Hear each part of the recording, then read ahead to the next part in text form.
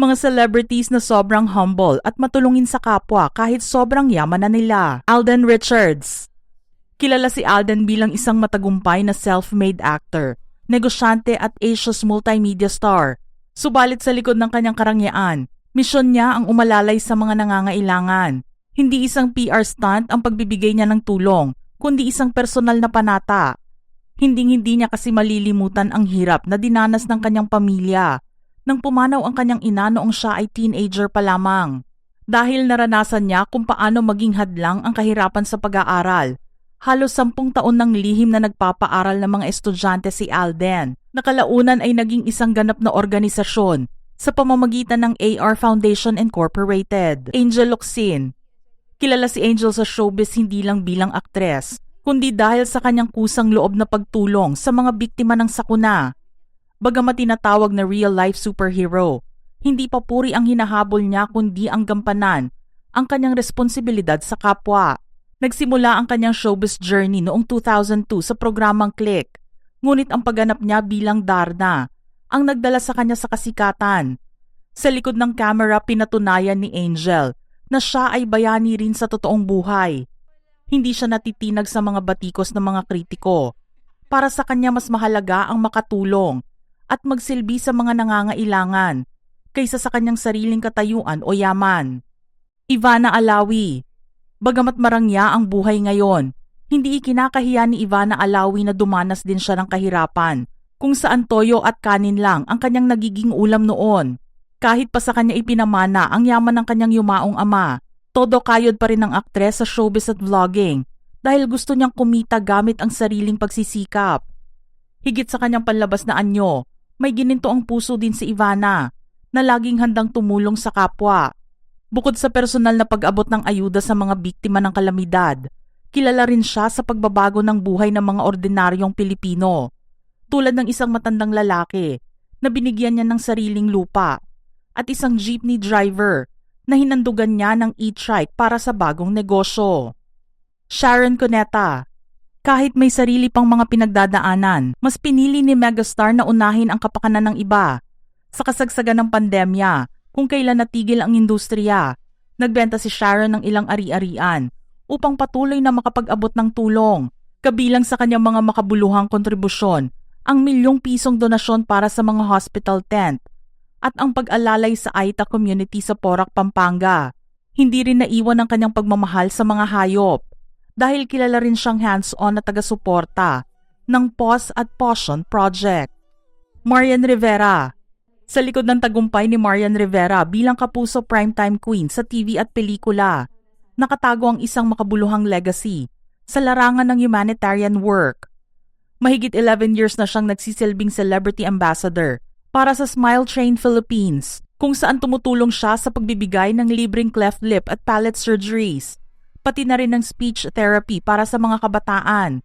Bahagi na rin ng kanyang advokasya ang paglulunsad ng Project Smile, na sa tulong ng Smile Train at Center for Advanced Dentistry o CAD ay nagbibigay naman ng libreng dental consultations sa mga nangangailangan.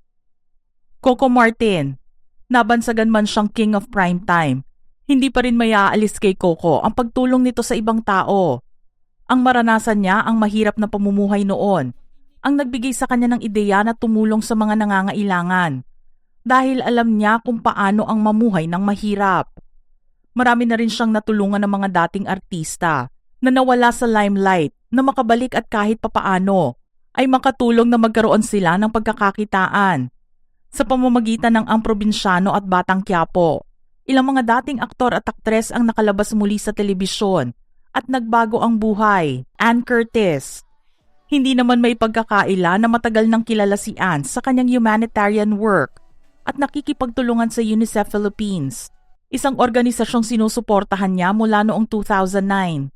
Dahil sa pagkilala sa kanyang walang sawang dedikasyon, opisyal siyang hinirang ng UNICEF bilang isang celebrity advocate for children noong 2015 at kalaunan ay naging National Goodwill Ambassador noong 2019. Willie Revillame. Si Willie Revillame ay kilala sa kanyang philanthropic brand at sikat na tagline na bigyan ng jacket yan noong mid-2000s, kung saan araw-araw siyang namimigay ng pera at grocery sa mga kapuspalad na pumupunta sa kanyang studio. Bukod sa kanyang mga programa, kilala rin siya sa mabilis at hands-on na pag-abot ng sariling milyones sa mga biktima ng kalamidad. Bukod dito, nagkaloob din siya ng pera at bigas para sa mahigit 3,000 jeepney driver na nawala ng pasada noong pandemya. Ang mga aksyong ito ang nagpatatag sa kanyang pangalan bilang isang maaasahang takbuhan ng mga Pilipino sa panahon ng krisis. Manny Pacquiao. Ang kwento ng tagumpay ng pambansang kamao na si Manny Pacquiao ay nagmula sa matinding kahirapan. Kaya naman malapit ang kanyang puso sa mga kapuspalad. Sa kabila ng kanyang global boxing fame, patuloy siyang nagbibigay ng tulong sa iba't ibang panig ng bansa nang walang pinipili. Sa pamamagitan ng pagbabahagi ng kanyang mga simpleng karanasan noon, tulad ng pagkain ng ginamos at saba upang maitawid ang gutom, sinisigurado ni Pacquiao na lumalaki ang kanyang mga anak na may pagpapakumbaba at malasakit sa mga nangangailangan. Catherine Bernardo. Bagamat nagtrabaho sa murang edad sa harap ng kamera, nagawa pa rin ni Catherine Bernardo na maranasan ang normal na pagkabata. Kaya naman isa siyang magandang ehemplo ng sipag at tiyaga para sa mga kabataan. Ang kanyang karanasan sa pelikulang Hello Love Goodbye ay nagsilbing eye-opener na lalong nagpatibay ng kanyang pagiging mapagpakumbaba matapos niyang maunawaan ang hirap ng buhay OFW. Ngayong isa na siya sa pinakamalalaking bituin ng bansa, patuloy niyang pinapahalagahan ang work-life balance upang mapanatili ang isang normal at balanseng buhay. Kim Chiu, kilala sa tawag bilang Chinita Princess, si Kim ay hindi lamang isang sikat na aktres at host, kundi isang pilantropo. Sa oras ng kalamidad, tulad ng magnitude 6.9 na lindol sa Cebu, personal siyang bumili ng mga relief goods at construction materials para sa mga biktima. Noong unang bahagi ng 2026, inilunsad niya ang kanyang closet bazaar kung saan ibinenta niya ang kanyang pre-love clothes sa murang halaga upang makalikom ng pondo. Ang buong kita nito ay ginamit niya para sa kanyang 36th birthday noong April 2026, kung saan nag-outreach siya sa iba't ibang gasolinahan sa Quezon City upang magbigay ng libreng krudo, pagkain at grocery sa mahigit 600 jeepney at tricycle drivers. Patuloy na pinatutunayan ni Kim na ang kanyang tunay na ganda ay makikita sa kanyang pagtulong sa kapwa. Daniel Padilla.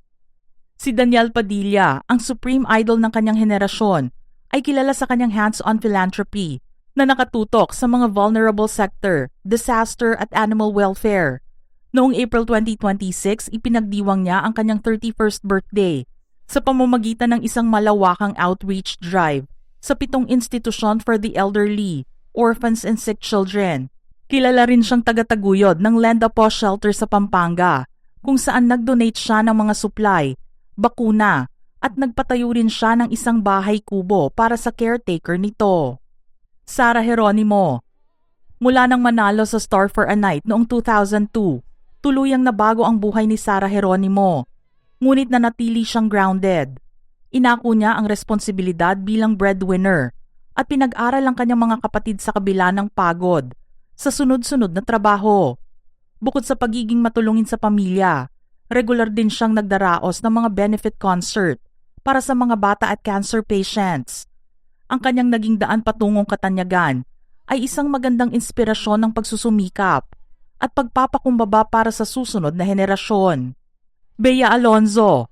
Higit pa sa isang movie queen, isang tunay na may pusong pilantropo si Bea. Noong kasagsagan ng pandemya noong 2020, itinayo niya ang non-profit na I Am Hope, kung saan hands-on siya sa paggawa ng face shields sa sarili niyang tahanan. Sa pamamagitan ng foundation, nakalikom sila ng 9 million pesos na nagbigay ng kritikal na tulong gaya ng medical supplies, pagkain at kumot sa 44 na ospital at mga displaced workers. Hindi lang pampandemya ang kanyang tulong, katuwang ang SOS Children's Villages Philippines, na mahagi rin siya ng mga laptop para sa online classes ng mga naulilang mag-aaral. Mga ka-showbiz peeps, anong masasabi nyo sa ating listahan ngayon? Share your thoughts in the comment section below.